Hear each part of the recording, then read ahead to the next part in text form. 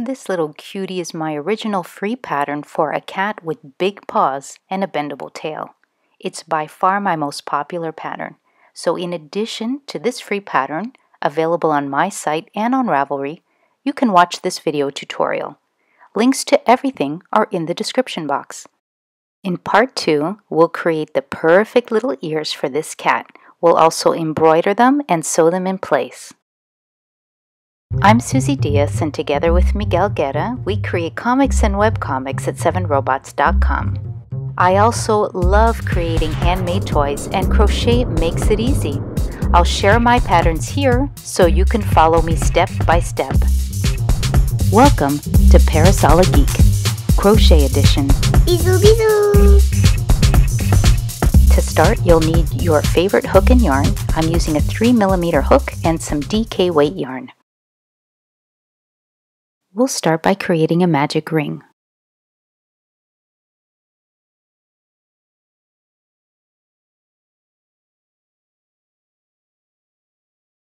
And then crochet 6 times or 6 single crochets in the magic ring, just like we did for the head.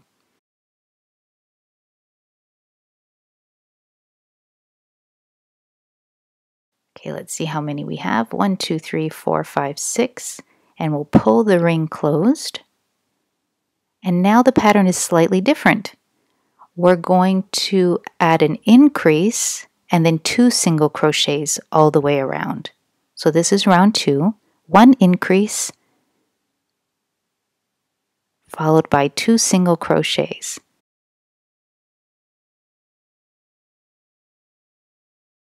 Single crochet 1, single crochet 1.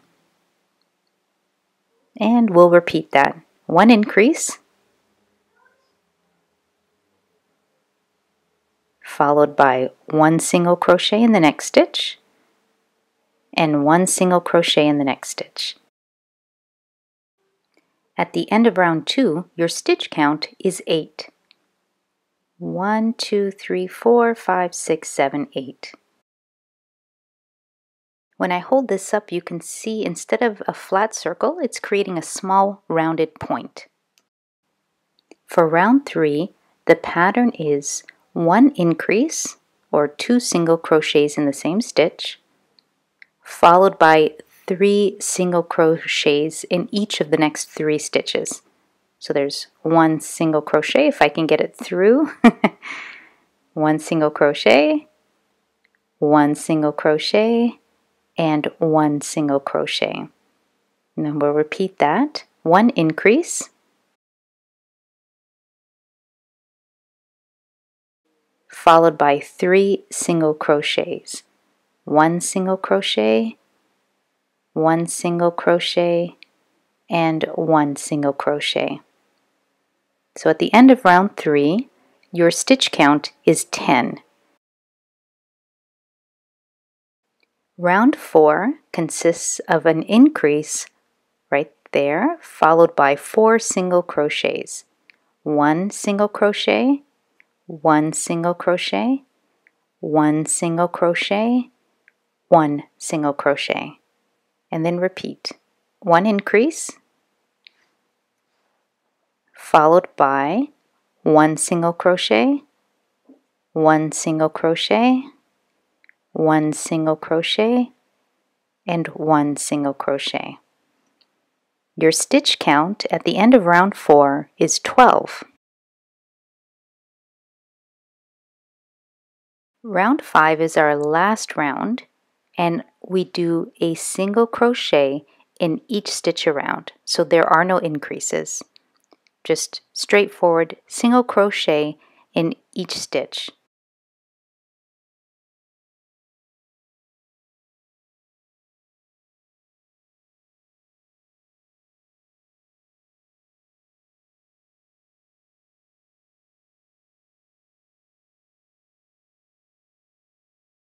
Here's our last single crochet, and at the end of round 5, your stitch count stays the same at 12.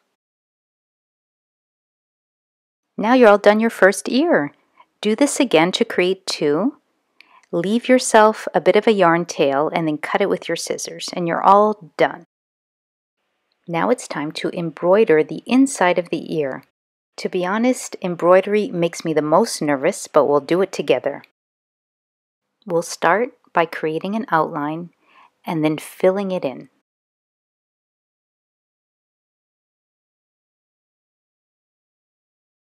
So just insert your yarn at the bottom and bring it up to create a triangle. And I will lift my hands up so you can see this. Sorry about that. Now I'll create the second line, of course on an angle, so you give the impression of a triangle, and put it through the same stitch as the first top point. And I will not create a baseline just yet. I'll save that for the end. For now, my intention, my strategy, is to make little diagonal lines with each stitch.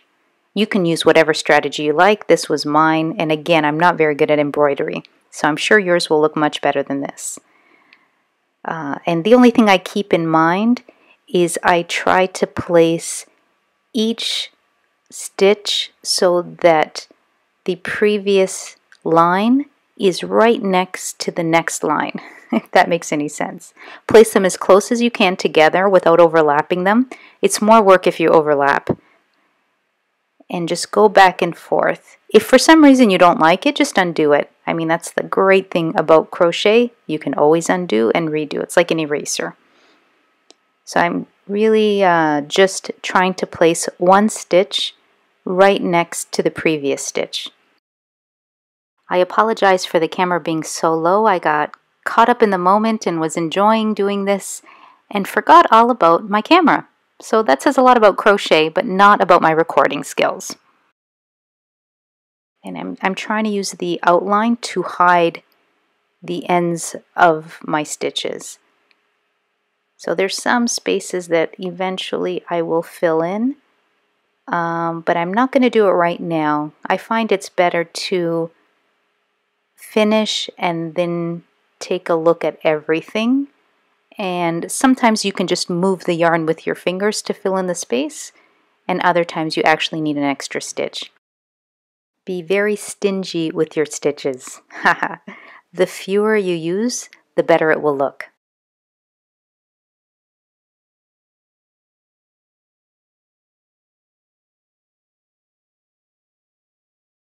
Okay, it's pretty good. Let's turn this around. And there's a little bit of blue that I'm not too happy with, but I'll fix that right there. And make a straighter line just to fix that up a bit.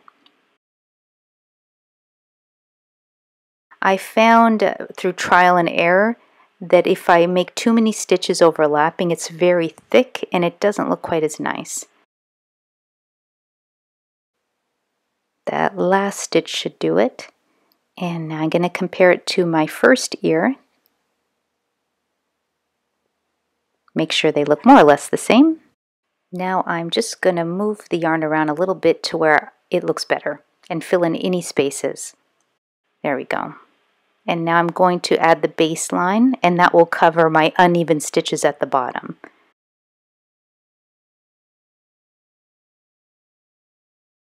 As long as my yarn doesn't get tangled, which it is. There we go. See, just to cover anything uneven, no one will ever know it's there. Okay. So of course do this on both your ears. And make sure they look more or less even, which is good. And you can just cut off the extra yarn. And I'll tie a knot to finish it off.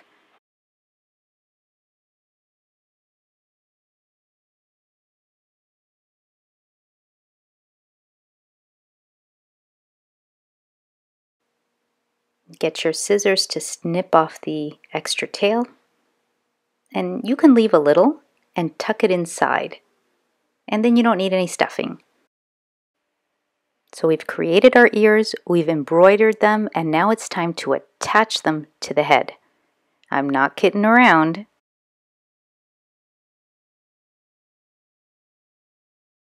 Now that we've made our ears, our fabulous cat needs to have them attached. We're going to place the ears two rounds down from the center.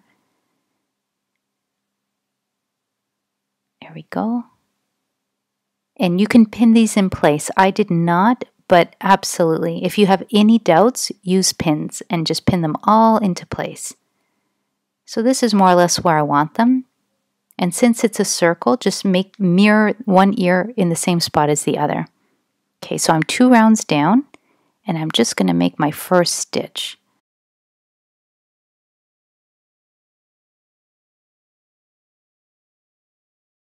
Dun, dun, dun, dun. There we go. So we're going to sew each stitch into the back loops only. You do not have to do this. It's not essential. I just find it helps hide your stitches.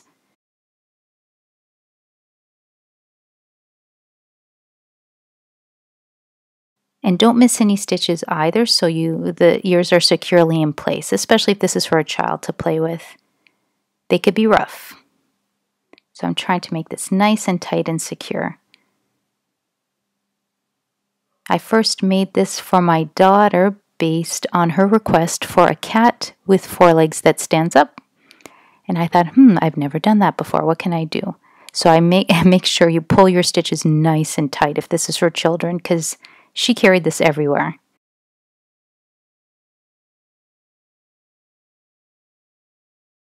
And the original cat I made is actually on the website. It's white with a pink and purple tail. This one's a little bit smaller. I used a smaller hook. So of course, the larger the hook and matching yarn, the larger the toy, and vice versa. And I'm lining this up just to make sure I'm going in a straight line. If for some reason you found that the ear was being secured crooked, just undo it and start again. Oops, there we go.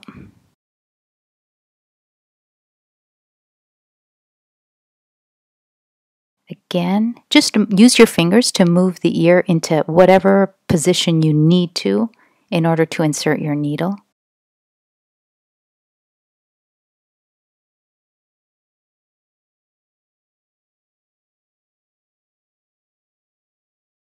And now that we're at the bottom, instead of going to the next stitch down, I'm going horizontally across.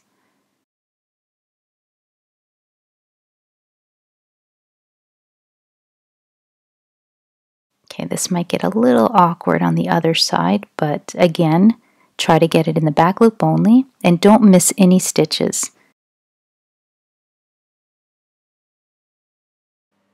In order to reach the back loops, I'm just bending the ear over with my thumb.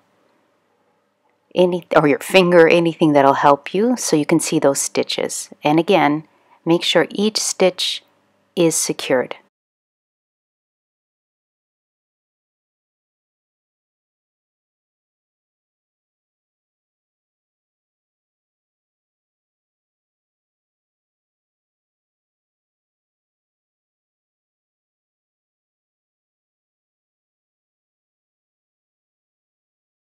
And as you get to the top, it might be a little more difficult.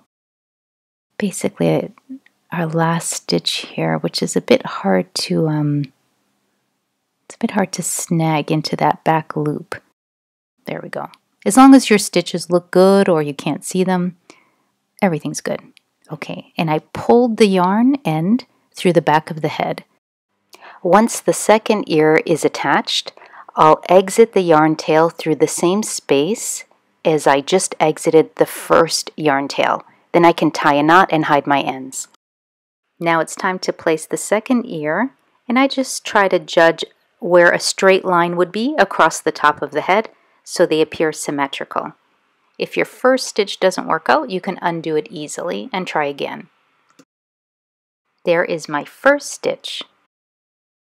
Now the process is exactly the same, using the back loops.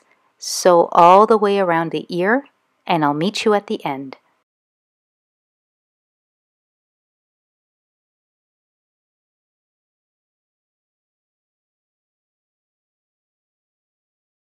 Here we are at our last stitch.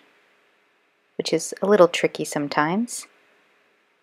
And I'm just going to take a step back and look at everything, make sure it's fine and that I like it and I'm happy. Looks pretty good. When you're all done, your needle should exit from the same space where your first yarn tail was, from the first ear. There it is, the final head. Now all that's left to do is to finish off.